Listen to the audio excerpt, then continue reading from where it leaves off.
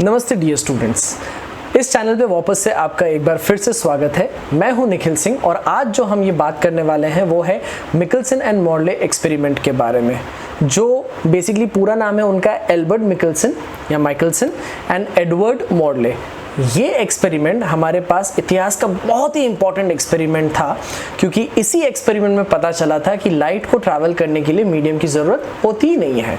अब ये जो एक्सपेरिमेंट था ये आज उस जगह को कहा जाता है केस वेस्टर्न रिजर्व यूनिवर्सिटी, जो क्लीवलैंड ओहायो में है। तो बेसिकली चलते हैं, थोड़ा सा एक हिस्ट्री का मैं आपको ब्रीफ दे देता हूँ। यहाँ पे एक डायग्राम तब तक बन रहा है।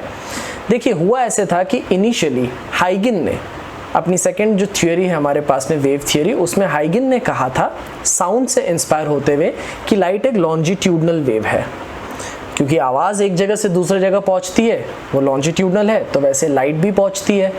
लेकिन आपको पता है कि लाइट को ट्रैवल करने के लिए हमारे पास मीडियम की ज़रूरत होगी, क्योंकि longitudinal waves do require a medium.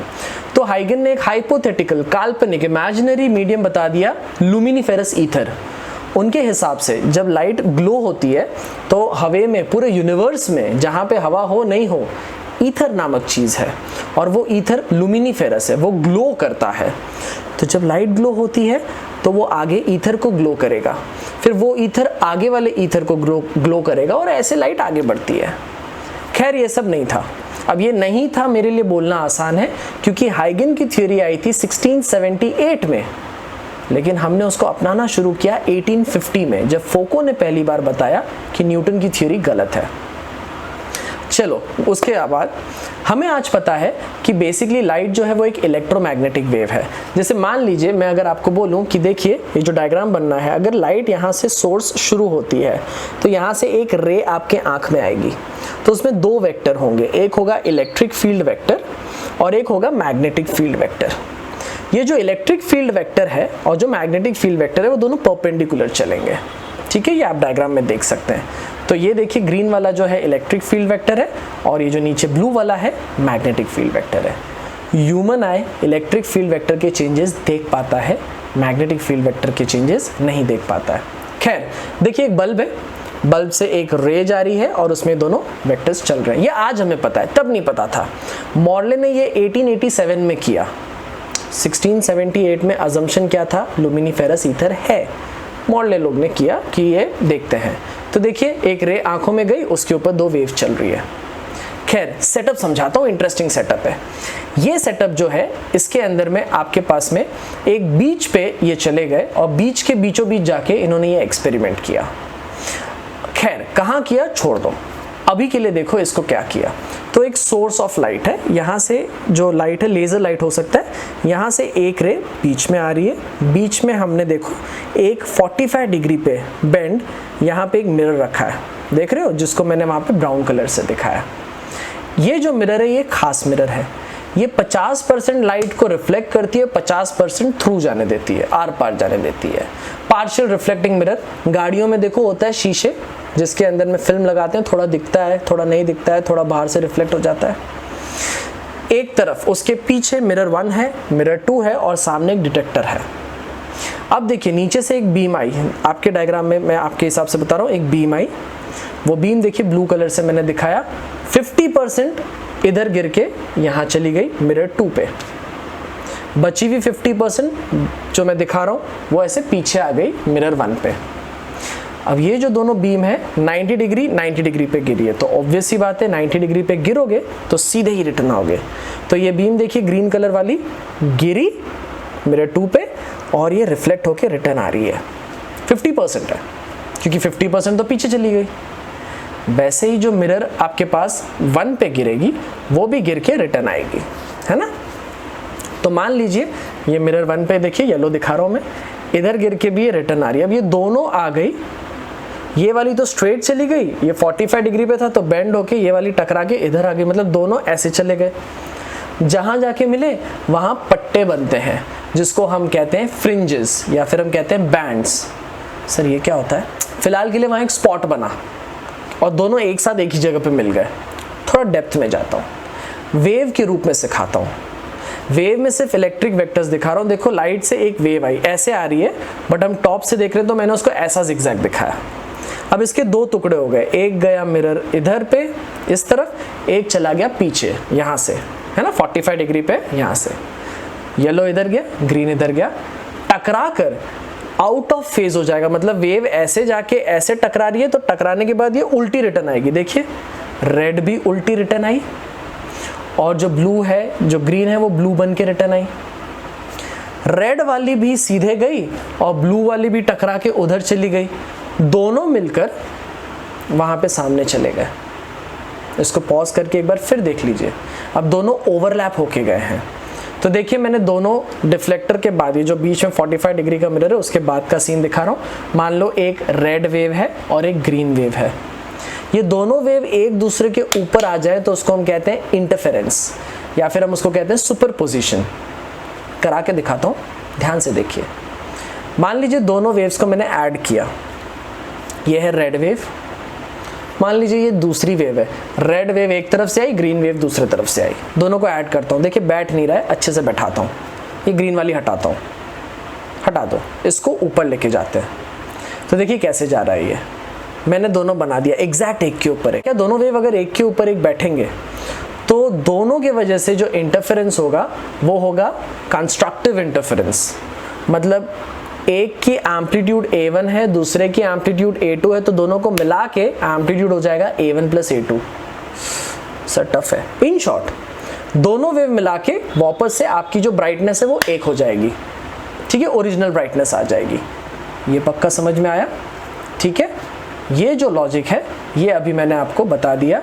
अब इसको ध्यान से इधर देखें। एक्चुअल केस में ये हुआ था कि हमारे पास में बोला गया था हाइगन ने कि लुमिनिफेरस ईथर नाम की चीज़ है। तो ये सेटअप ये लोग लेके गए एक बीच पे। मान लीजिए आप बीच पे हो, सैंड पे, मैं पानी की तरफ हूँ, हवा ऐसे बह रही है, हवा के साथ ईथर भी बह रहा है। तो सोर्स ऑफ लाइट है, ये 50% वाला मिरर है, मिरर 1, मिरर 2 और सामने डिटेक्टर।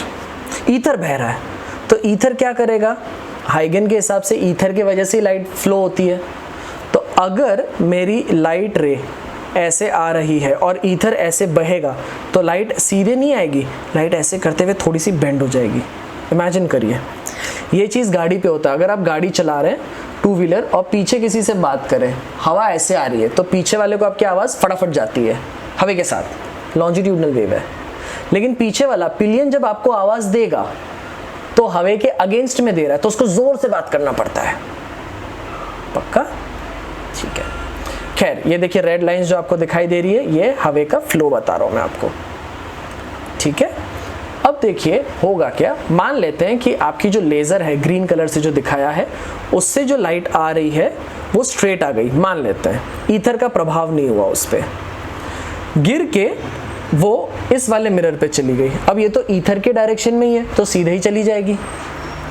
फिलहाल के लिए मान लेते हैं कि ये तो सीधे चली गई, लेकिन जो ऊपर इस तरफ में आ रही है, इस तरफ मेरे वाले साइड में जो मिरर पे आ रही है, उसमें थोड़ा सा असर होगा ईथर का। ठीक है, अब ये देखिए आपको डायग्राम में दिखाता हूँ जो मैंने बताया। देखिए इधर नीचे लेज़र है, लेज़र से मेन रे आ रही है, तो आपको मैं ऐसे लेज़र दिखा रहा हूँ, यहाँ से मेन रे आ रही है, 50% उधर चली गई, ईथर के डायरेक्शन में चली गई, कोई डिविएशन इधर उधर नहीं हुआ, सीधे चली गई, सीधे टकरा रही है, टकरा के आएगी भी सीधे ही। अच्छा जो मेरे तरफ आएगी वो सीधे नहीं आएगी, मान लो ईथर का असर हो गया, वो थोड़ी बेंड हो गई, बेंड होगी, जब रिफ्लेक्ट होगी तो वो भी थोड़ी बेंड हो गई। देखो ये थोड़ी इधर बेंड हुई, डायग्राम देख लो, स्ट्रेट नहीं आई, और थोड़ी रेड भी इधर बेंड हुई। अब जब ये 45 वाले पे गिरेगा तो किसी और स्पॉट पे डिविएट हो जाएगा। यहाँ से जो आ रही है तो स्ट्रेट गई, लेकिन ये जो इधर आके इधर गई और फिर जो रिटर्न गई वो देखिए अलग स्पॉट पे गई। इन शॉर्ट ये दोनों अलग अलग स्पॉट्स पे ब्राइटनेस देंगे, एक स्पॉट पे नहीं देंगे। अब जब ये अलग अलग डिफरेंट स्पॉट्स हैं तो इसका मतलब ईथर का असर हो रहा था, लेकिन ऐसा जो मिकल्सन है और मॉडले उनको नहीं दिखाई दिया।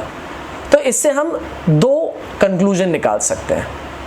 पहला कंक्लूजन, ईथर है ही नहीं, हो सकता है ईथर ना हो, क्योंकि ये तो हाइपोथेटिकल उन्होंने बोल दिया था, लेकिन इतना इजी नहीं है।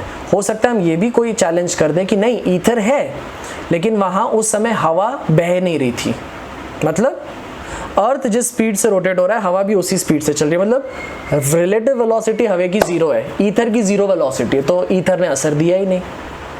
खैर ऐसा पॉसिबल नहीं है, वो मैं आपको ऐसे समझा रहा हूँ। देखो ये सन है बीच में, उसके चारों ओर ऑर्बिट बनाया और ये छोटा सा अर्थ है।